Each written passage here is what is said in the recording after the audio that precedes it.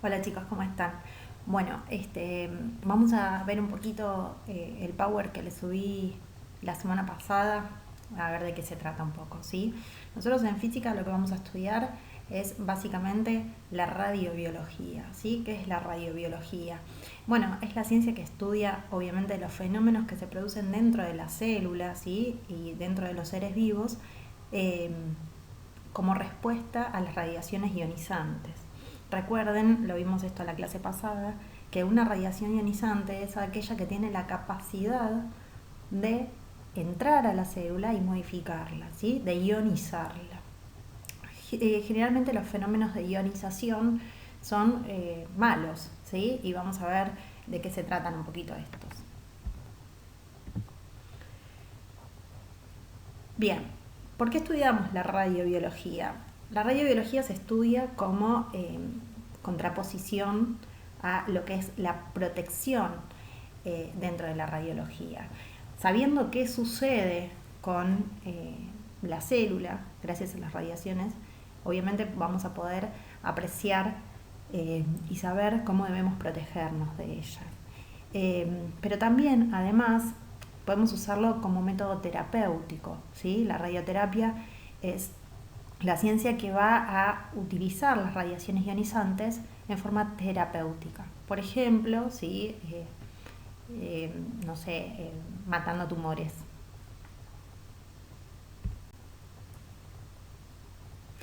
Bien, ¿cuáles son las características de los efectos biológicos de las radiaciones ionizantes? Como dijimos, las radiaciones ionizantes son aquellas que tienen la característica de poder entrar a la célula y ionizarla, dañarla, ¿sí? Primero y principal, una de las características principales es la aleatoriedad. ¿Qué significa esto? Que las radiaciones van a modificar las células de forma aleatoria, o sea, al azar. Eh, no es que una célula va a elegir ser ionizada o no, ¿sí? Pueden ser al azar. No son selectivas tampoco. ¿Qué significa? Que no es que muestran una predilección sobre una célula y sobre otras no, sino que directamente pueden ionizar a cualquiera. Tienen inespecificidad lesiva. ¿Qué significa esto? Que las lesiones dentro de las radiaciones ionizantes son inespecíficas. Es decir, que pueden ser producidas también por otras causas. No es que solamente pueden ser producidas por radiaciones ionizantes. Y tienen un periodo que se denomina el periodo de latencia. ¿Qué es esto? Que muchas de las radiaciones ionizantes no son inmediatas, ¿sí? A esto se llama periodo de latencia. Pueden ser a veces, cuanto más dosis sea, menos periodo de latencia va a tener. Puede ser que dure el periodo de latencia unos minutos o pueden ser años, ¿sí? Eso depende mucho de la cantidad de dosis que haya absorbido esa célula. Bien, dentro de esta cantidad de dosis nosotros vamos a poder tener efectos precoces y efectos tardíos. ¿Qué son los precoces? Que son los efectos que aparecen inmediatamente después de la exposición a la radiación. Puede ser, por ejemplo, eritemas o rash cutáneo, náuseas, ¿sí? Malestar. Y luego tenemos los tardíos. Los tardíos son los que aparecen muchos meses o años después de la exposición. Por ejemplo, cáncer, mutaciones genéticas, ¿sí? Radiodermitis crónica también. Hay muchos efectos tardíos que aparecen y que justamente el técnico radiólogo es de los cuales tiene que protegerse. Bien, desde el punto de vista biológico tenemos efectos somáticos y efectos hereditarios. Los efectos somáticos son aquellos que manifiesta el individuo cuando está frente de la exposición, ¿sí? Por ejemplo, eritemas, náuseas. En cambio, los efectos hereditarios son los que manifiestan, ¿sí? La descendencia de esos individuos, ya que en algún momento ese individuo tuvo una exposición y las células germinales fueron dañadas. Esto puede producir, por ejemplo, mutaciones. Bueno, dentro de lo que son las acciones biológicas de la radiación vamos a determinar dos muy importantes, la acción directa y la acción indirecta. La acción directa de la radiación es aquella que se produce en radiaciones que tienen alta transferencia lineal de energía, alta LED. y lo que van a hacer es directamente ir a ionizar los átomos que forman las moléculas de ADN, o sea que directamente daña el ADN de esa célula. Existen también acciones indirectas de las radiaciones, que son aquellas en donde la radiación va a ir a dañar una molécula de agua, por ejemplo, y va a producir radicales libres, que son ellos los que van a ir a dañar a la molécula de ADN. Por eso se denomina indirecta. Vamos a ver lo que es, bueno, dentro de la etapa química, lo que es la radiólisis del agua, ¿sí? Como les dije anteriormente, las radiaciones pueden interactuar con las moléculas de agua produciendo lo que se denomina radicales libres, ¿sí? Acá tenemos la ecuación. Fíjense, una molécula de agua más radiación va a producir lo que se denomina radiólisis, ¿sí? Va a activar esa molécula de agua. Esa molécula de agua activada va a producir un protón de hidrógeno y un grupo oxidrilo. Estos grupos oxidrilos, ¿sí?, van a unirse formando lo que se denomina peróxido de hidrógeno. Estos grupos oxidrilos son los que se denominan también radicales libres.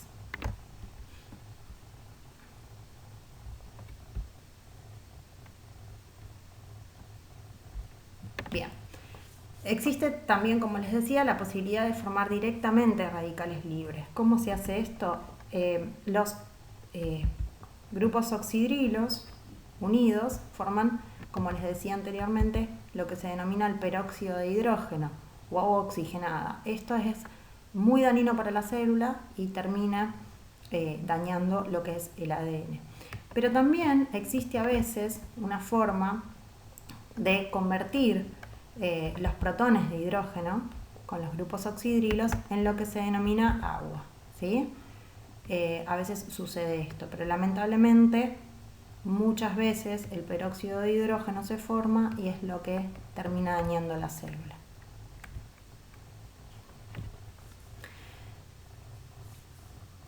Bien, fíjense que también a veces sucede que hay ciertas moléculas de agua que se unen a protones de hidrógeno que no pudieron llegar a atacar a las moléculas de ADN y forman lo que se denomina una molécula de hidrógeno y un grupo oxidrilo. El oxígeno, ¿sí?, tiene un efecto muy importante dentro de la célula porque es muy radiosensibilizante. ¿Qué significa esto? Que va a aumentar, las moléculas de oxígeno van a aumentar el efecto de la radiación. El oxígeno, cuando se combina con radicales libres, produce el aumento de la vida media, ¿sí?, de estos radicales, y obviamente el daño es mayor. Bueno, las moléculas donadoras de hidrógeno son aquellas moléculas que nos van a ayudar a neutralizar un poco los radicales libres, es decir, a entregar un hidrógeno, donan un hidrógeno para que ese grupo oxidrilo, ese radical libre, se convierta nuevamente en agua. Eso ayuda muchísimo a la célula y evita los daños producidos por los radicales libres. Dentro de lo que es la etapa biológica, tenemos consecuencias de la exposición celular a la radiación, ¿sí? Estas respuestas se pueden manifestar mucho tiempo después. Dentro de ellas tenemos la respuesta de los tumores a la radioterapia, los efectos secundarios asociados a la radioterapia, a las terapias con radiaciones, el desarrollo de neoplasias y también las malformaciones genéticas dentro de lo que es la descendencia. Bueno, acá tenemos una molécula de ADN y tenemos efectos y respuestas cuando se produce la radiación. Vamos a ver de qué se trata. Tenemos acá la radiación ionizante, que va a afectar directamente al ADN o puede afectar a diferentes células provocando la radiólisis del agua, que determina los radicales libres y luego hacer un efecto en lo que es el ADN, ¿sí? El ADN tiene diferentes opciones dentro de la célula. Se puede repararse correctamente y la célula seguir viviendo. Puede también tener reparación defectuosa, lo cual, o sea, el ADN intenta defenderse y se repara de una manera incompleta. Esto puede dar efecto a la muerte celular, a una mutación que no es letal, o sea, una alteración celular, o a una muerte celular programada. O puede también no repararse y ahí la célula se muere. Fíjense también que estos son efectos precoces. Vamos a las respuestas que pueden ser tardías, pueden tardar días, años o generaciones. Recuerden que generalmente ¿sí? Hay un periodo dentro de lo que es la radiación que se denomina periodo de latencia. De esto estamos hablando. En este caso, cuando no se repara, puede haber muerte celular y obviamente una patología dentro de lo que es el tejido, porque si hay muerte celular va a haber muerte de tejido, ¿sí? De esas células que están asociadas. Si teníamos una mutación, eso puede derivar en lo que es la herencia, en un cáncer, ¿sí? O en la eliminación del sistema inmunitario. ¿Qué significa esto? Una, alteración dentro de nuestro sistema, ¿sí?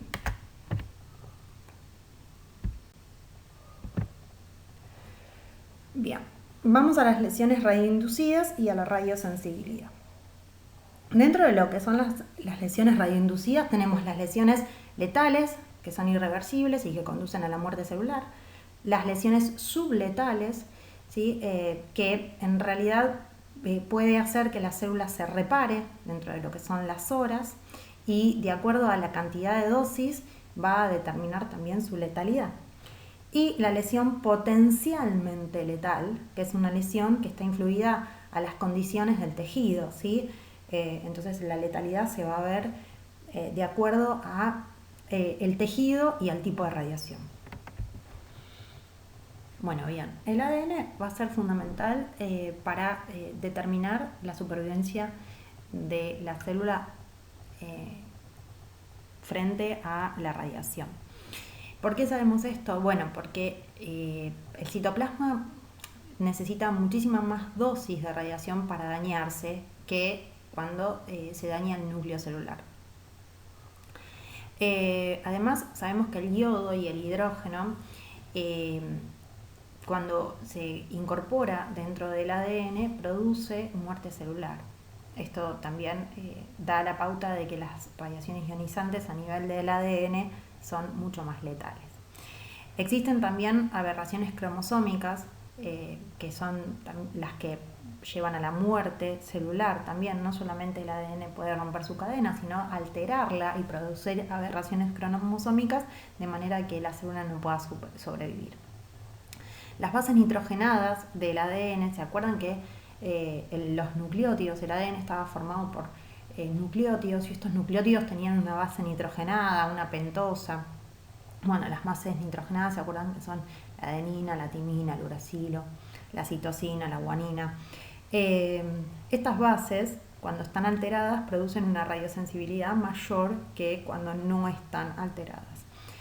Y por último, sabemos que las células con más cromosomas, ¿qué significa esto? Con más cantidad de ADN, son las más radioresistentes. Por eso mismo sabemos que el ADN es fundamental dentro de lo que es la letalidad que va a producir en esa célula un tipo de radiación. Bueno, acá tenemos todas las lesiones que pueden producirse dentro del ADN a través de la radiación ionizante, ¿sí? Romper cadenas, lesionar bases nitrogenadas, entrecruzar el ADN con las proteínas asociadas o, bueno, un daño múltiple. Cualquiera de ellas puede poner en riesgo la supervivencia de la célula, así como también pueden provocar mutaciones. Bien, ¿a qué llamamos radiosensibilidad? ¿Sí? Si bien conocemos que hay tejidos o células más radiosensibles, sabemos que la radiosensibilidad es la respuesta que tiene una célula en contraposición de lo que es la radiación, ¿sí? Cuando está expuesta a radiaciones ionizantes, ¿qué es lo que pasa dentro de las células? Hay células que pueden, digamos, regenerarse o reconstituirse o recomponerse más rápidamente, pero así también hay células que tal vez con poca dosis de exposición tienen efectos muy letales y muy nocivos.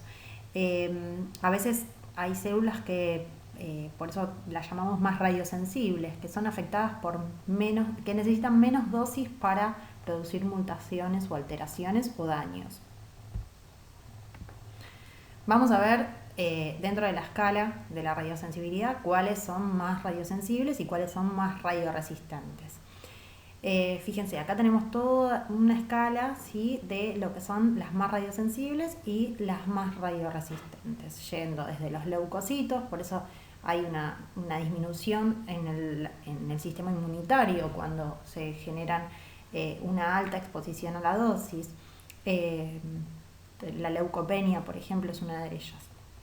Y tenemos algunas que son más radioresistentes, ¿sí? Células, por ejemplo, los fibrocitos. Bueno, hay células que son más radioresistentes. Acá tenemos una escala. Bien, la radiosensibilidad se explica con esta ley, que es la ley de Bergoni-Tribondieu, que habla de cuándo va a ser más radiosensible una célula, ¿sí? Una célula va a ser más radiosensible cuando mayor sea su actividad reproductiva, quiere decir que cuantas más veces se reproduzca, por eso las gónadas, por ejemplo, tienen una radiosensibilidad bastante particular. Cuanto más largo sea su porvenir dentro de la división, o sea, cuanto más divisiones celulares tenga que cumplir en el futuro, esto explica por qué los niños son más radiosensibles, ¿sí? Cuantas más veces se vayan a reproducir estas células, va a ser más radiosensible ese tejido. Y por último, una célula va a ser más radiosensible cuanto menos diferencias estén desarrolladas dentro de sus funciones.